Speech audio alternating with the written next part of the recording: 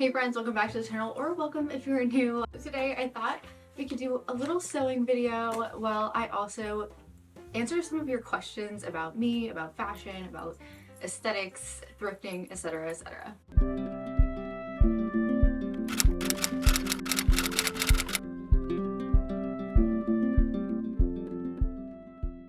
So if you guys have been following my channel for a while, you would know that every once in a while I like to throw in a fun little sewing video. Now I am very much a novice. I've made probably 20 pieces of clothing in my sewing journey. Mostly I've made skirts, but I've made a few tops, a couple dresses. Today I'm using this Simplicity 90th Anniversary 1940s vintage pattern. It's pattern number 8447. Now I'm going to be doing a little bit of like a pattern hack, because this is an overall pattern, and even though I think this is very cute, I kind of want to do the sort of top of style V, I believe, and then I'm just gonna attach that to a half circle skirt. That's the plan. I actually thrifted this massive bolt of flannel fabric, and it's so beautiful, and I think it would be so lovely with this sort of pinafore style dress that I'm envisioning here. So let me go get it. Okay, so here's the fabric. I thrifted this at the Goodwill maybe like a year ago, and I've been just sitting on it for the perfect project, and I felt like this was it. So I'm excited to dive into this, and again, I'll be answering some of your questions sort of intermittently as I go about. So let's dive on in. Okay, so yes, I probably should have ironed this fabric, but I honestly cannot be bothered. So we're gonna start with the circle skirt. I have this formula here, which is waist measurement plus 2 divided by pi. And that's how you get your half circle skirt measurement. And you basically just measure whatever that number is. So for me, mine is 10.8, but I'm actually gonna add a couple of more inches. So we're gonna go with 11.5. You're basically gonna just take your measuring tape and measure out 11.5 and go in a protractor angle. And then for the length, whenever I do half circle skirts, whatever the width of the fabric folded is what I usually just go for. I guess while I'm doing this, I can answer a couple of your questions. So up first is aesthetics you like but might not necessarily wear. So maybe something you guys don't know about me is that I mostly listen to pop punk and alternative music. I listen to a lot of classic rock. I love Black Veil Brides and Pierce the Veil and Sleeping with Sirens and My Chemical Romance, who I recently saw in concert. Machine Gun Kelly doesn't seem like a great person, but I do like his music. Mod Sun, big fan of his. Black Bear, things like that. So sort of alternative music and stuff. So I really like the aesthetic that goes along with that. And I did play a little bit with it when I was younger, but nothing really to the extent at which I think part of me kind of wanted to. And now in my life, sometimes I can sort of feel that urge or temptation to sort of try and dress that way, but then I do it, or I think about what doing it would actually look like, and I'm like, yeah, you know what, actually, I don't think I actually want to dress like that. I just love how it looks, but I don't love how it makes me feel, if that makes sense. Yeah, what else? I think also I've always kind of liked, so I grew up with 2 brothers, and I was kind of a pick-me girl growing up, I'm not gonna lie. Yeah, I wanted to be like a not like the other girls kind of girl. I wanted to play football, and I wanted to do all the things my brothers did. I always kind of loved the idea of dressing sort of like Kat in 10 Things I Hate About You, sort of that Y2K, like sort of sporty, casual kind of girl. And again, love it. I think it looks so cool. It's not for me. It's just not a style that I would realistically want to wear. What are some other ones? I mean, just Y2K fashion in general. I think some of the trends are cool, but like I'm never gonna wear low-waisted jeans ever again. Okay, that's it for the first question. Let me cut this out and we'll reconvene.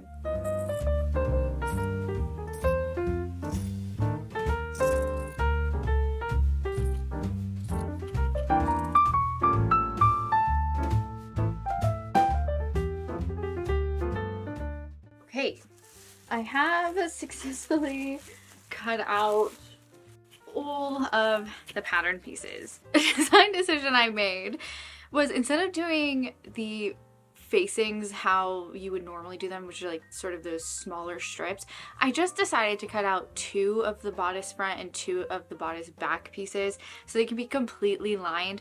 I did this because I thought it would be easier for me to encase the raw edges inside of the inside layer of the bodice. So the first step on the instructions is to stay stitch the upper edge of the bodice front and back and then make the darts. I've already gone in and colored in where the darts need to go, and that way I can see on the fabric sort of where the fabric needs to meet. Of course, I'll need to repeat that step on the other side as well, because, you know, it's the lining piece. So basically all the raw seams will sort of be inward facing each other and you won't be able to see them. I've done this on other garments before and it's worked out really well, so hopefully it works out fine with this garment as well. Okay, the next question is advice on not getting overstimulated while thrifting. I love thrifts, but it can be a lot. I totally understand this one. This one is actually something that I think I have gotten really lucky with because I mostly thrift in the local thrift store and I live in a quite small town. So even though it can get really busy in there, most of the time when I get overstimulated, it's when I'm visiting sort of other thrift stores that aren't my hometown one. But one thing that I have done is I've worn my over-the-ear headphones while I've gone thrifting before. So normally I'm filming when I go thrifting, but from time to time I like to go just for me, for no other reason than just to go thrifting and just spend some time shopping for myself. I do it a lot when I'm having sort of depressive episodes and I just need to decompress. And a lot of the times I don't buy anything, I just sort of am there to walk around and look at the things. But I bring my over-the-head headphones and I will turn on an audiobook or I'll turn on one of my favorite playlists that I make and just listen to some music. Now I use headphones when I'm out thrifting that are not noise canceling for safety reasons, just so that in case like somebody comes up near me or comes up behind me, tries to speak with me, I can hear what's happening around me. So one thing that you could do is maybe if you're not using over-the-ear headphones, I have like these little Panasonic ones that I can plug into my Walkman, or I bring them with me a lot when I'm traveling because they're sort of cheap in that way if they break or if I lose them, it's not like the end of the world. So I'll bring those with me. But another good option would be like the in-ear ones, and you can just put one earbud in, and that way you can sort of still hear what's going on around you, just again for safety reasons, but be able to sort of let yourself zone into that. Sensory overload can like come in so many different forms. Any sense that you have can be engaged at thrift stores. Smell, touch, scent, sight, sound, all of it. So it really can be quite overwhelming at times. But yeah, I think that sound is the one that really is overwhelming for me at thrift stores. In terms of sight, I think like if you're feeling overwhelmed by the amount of things, like maybe it's really disorganized and you're just overwhelmed with the amount of things, I would just recommend sort of focusing in on the specific things you're looking for. This is when having a thrift list comes in handy. It can just sort of help you sort of laser vision or tunnel vision. It can actually be really quite helpful to sort of just subjectively look and be like, that is not the thing I'm looking for, and just sort of scan through things quite quickly, and that way you can remove yourself from the situation. I hope that was helpful. Yeah, I don't know if it was, but I hope it was. I guess now it's time to get back to sewing. So I'm going to do the stay stitching on the front bodice piece and the back bodice piece. I also need to do some stay stitching around the waistband top of the skirt, or some basting stitching actually on that, so that I can sort of bunch it up a little bit if I need to. I have a feeling it's going to be a little bit big, which is totally fine. I am only going to attach the front and back of the bodice on one side. That way I can lay the whole thing flat and sort of line everything up where it needs to line up with the skirt. And then I think we'll go from there. So yeah, let me go and do that, and we'll catch up afterward.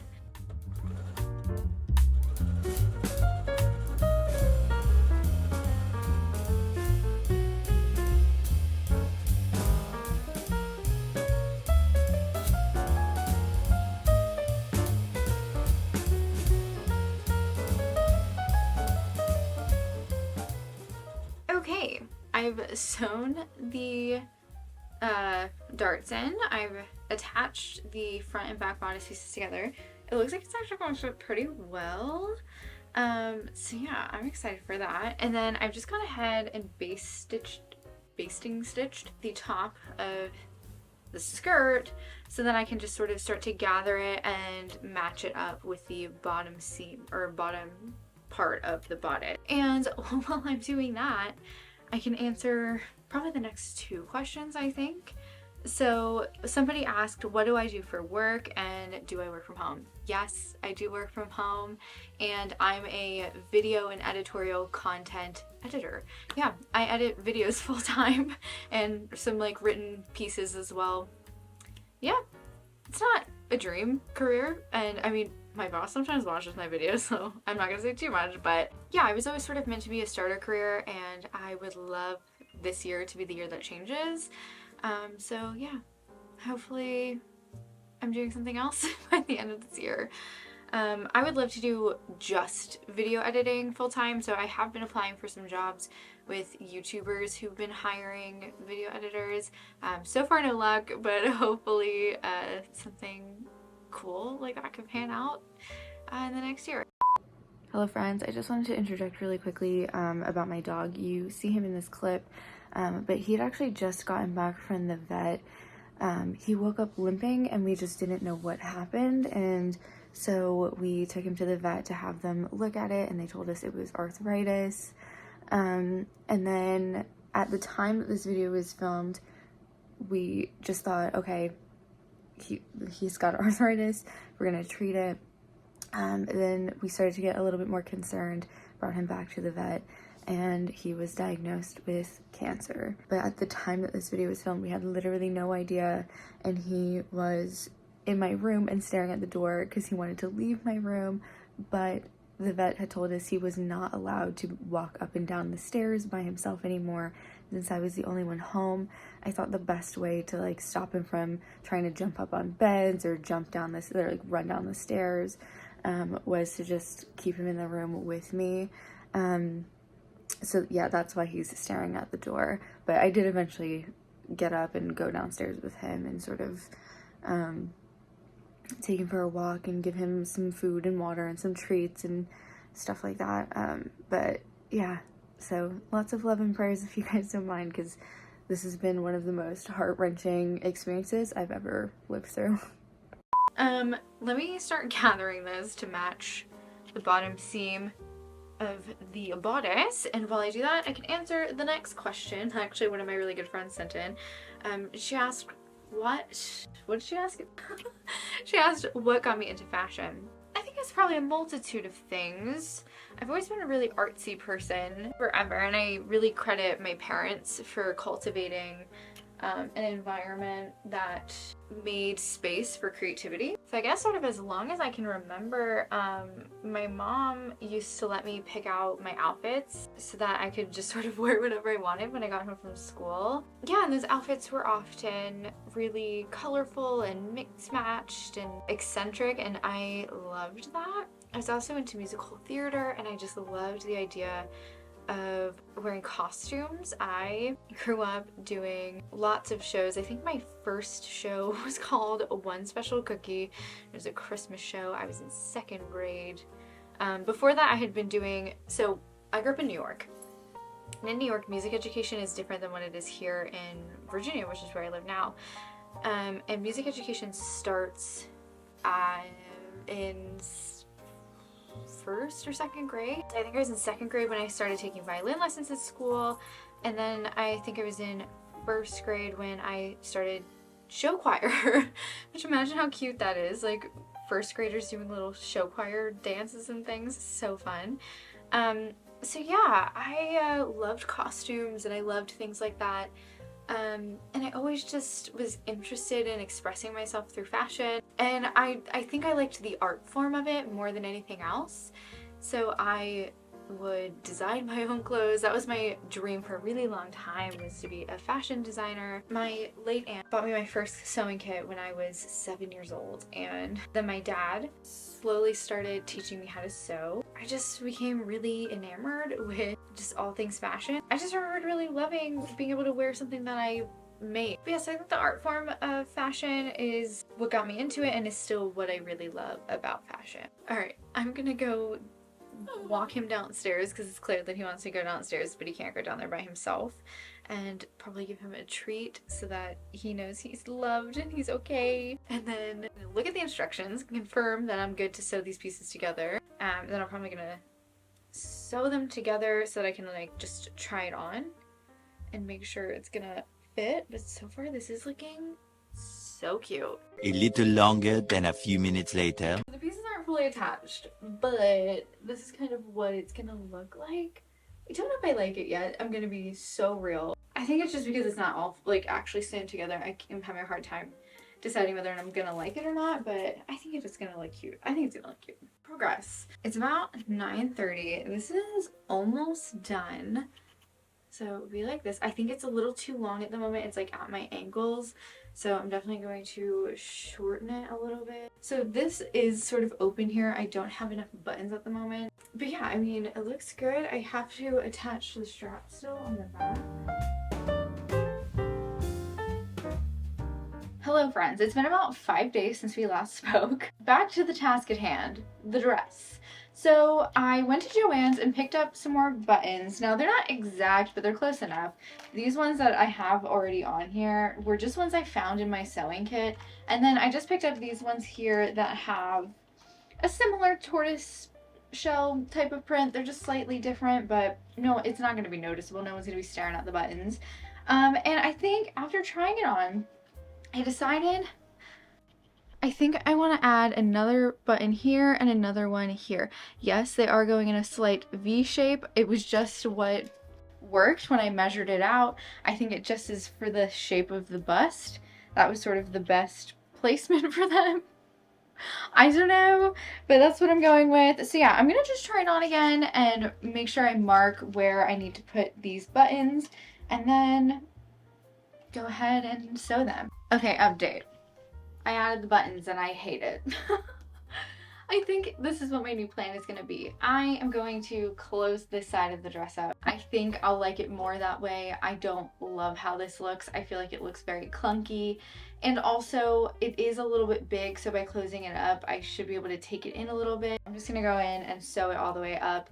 I'm then going to see if I can slip it on overhead. If I can, I don't need a zipper. If I do, I'm going to insert the zipper.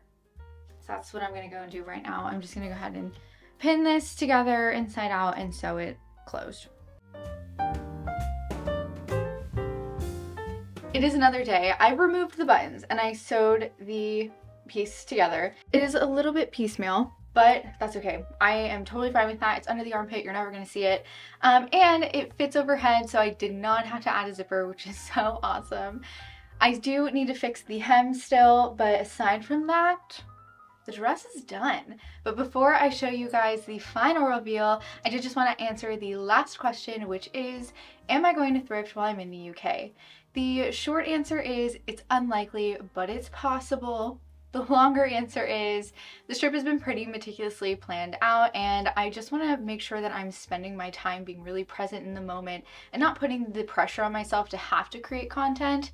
Now, that said, if we happen to go into a charity shop when we're in the UK, we're spending 2 days in London, and London has been unplanned because I sort of just wanted to go and live in the moment.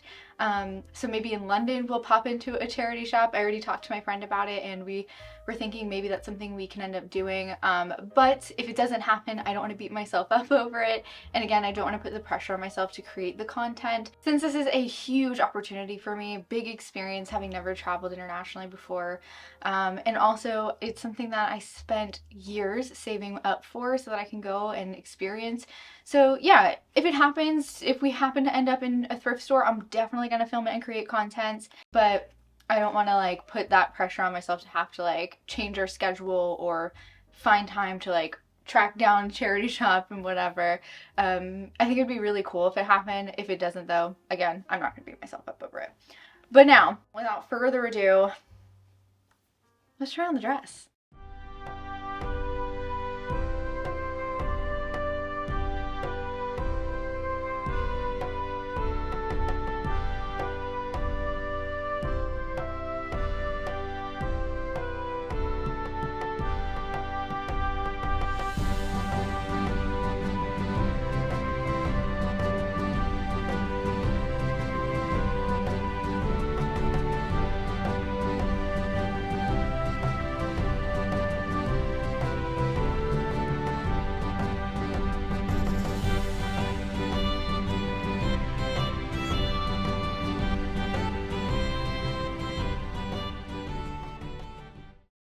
Okay, friends, final thoughts on this dress. I'm actually really happy with how it turned out.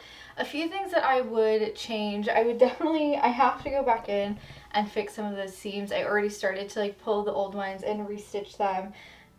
Also in the future, when I recreate it, I'll just make sure to just go into it knowing that I'm not going to use the buttons, and that way I can, you know, not have this side all mismatched. And then the last thing I'm going to go in and fix is the hem. It somehow ended up doing a weird high-low thing.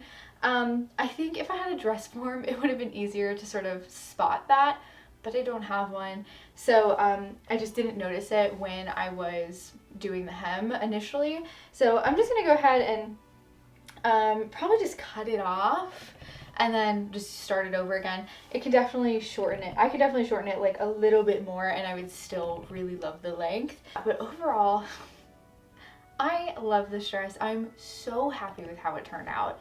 And I cannot wait to frolic in a field like a freaking Hobbit girl all the time. So yes, this is how the dress turned out. I hope you guys enjoyed this video. If you did, don't forget to give it a thumbs up, and also feel free to subscribe down below. I make fashion related content every single week with occasional sewing videos thrown in here and there, but most of the time it's thrifting, styling, and aesthetic exploration kinds of content. But yeah, I love you guys so much. Feel free to check me out on social media if you haven't already. And don't forget, it costs absolutely nothing to be kind to yourself and others. And I'll see you guys next time. Bye.